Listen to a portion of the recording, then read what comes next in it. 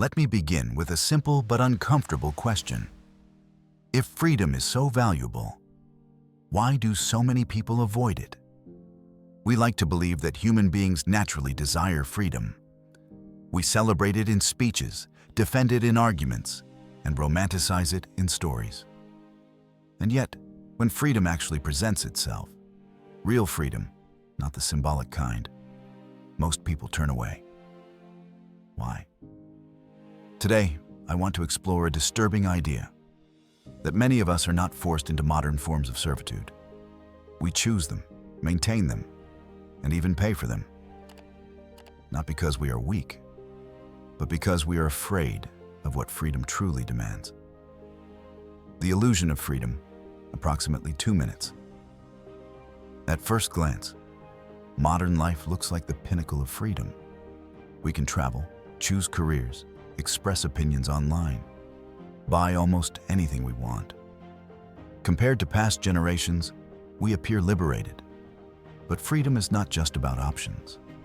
Freedom is about control over your time, your attention, and your values. Ask yourself honestly, how much of your day is truly yours? Most people spend their waking hours selling their time, following schedules they didn't design, chasing goals they didn't consciously choose. And yet, because this arrangement is normalized, it doesn't feel like bondage. The most effective chains are the ones you forget you're wearing. Comfort as a cage. One of the greatest misunderstandings about power is believing it relies on force.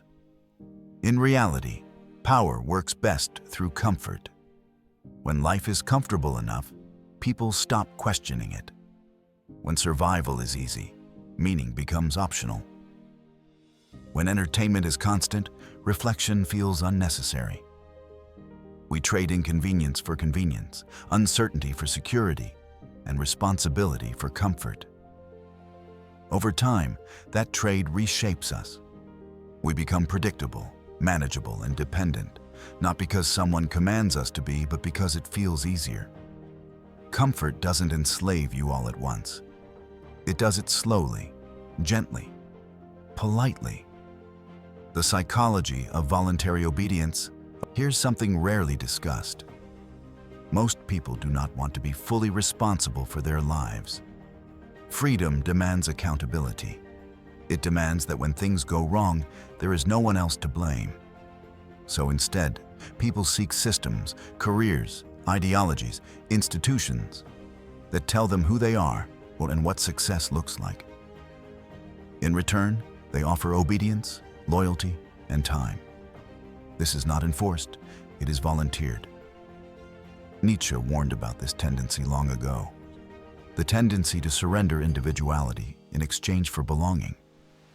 The herd, he argued, values safety over greatness, consensus over truth, comfort over growth. And the herd is always rewarded with approval. Money, work, and modern servitude.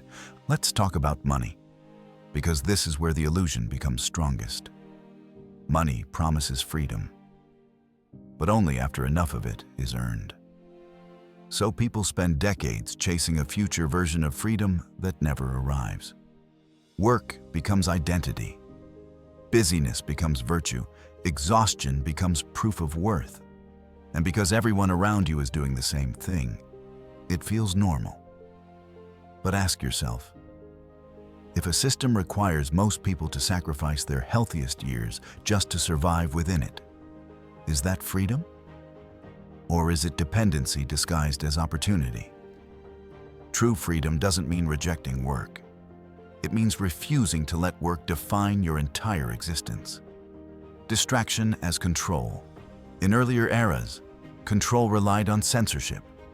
Today, it relies on distraction. We are not silenced. We are overwhelmed. We are not restricted.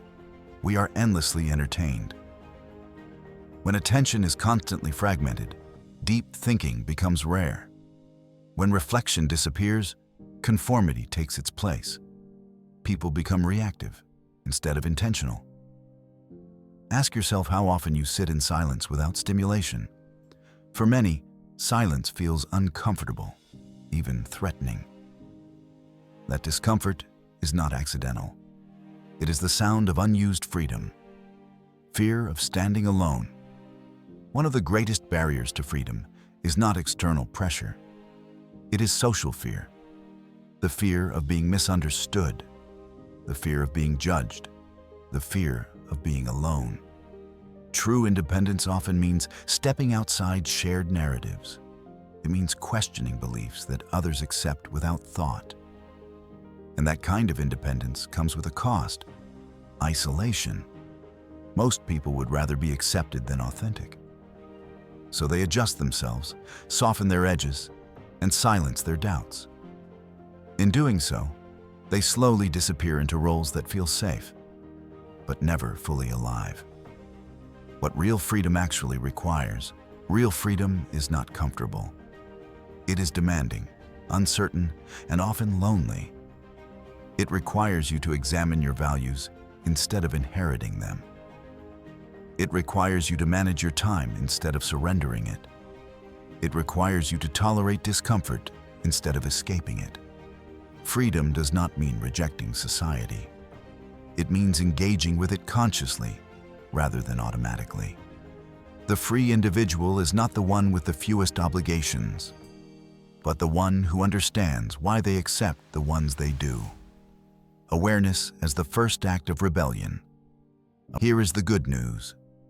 You do not need to escape society to reclaim freedom. You only need awareness. Awareness of how your time is spent. Awareness of why you want what you want. Awareness of which fears are truly yours and which were inherited. Every conscious choice weakens invisible chains.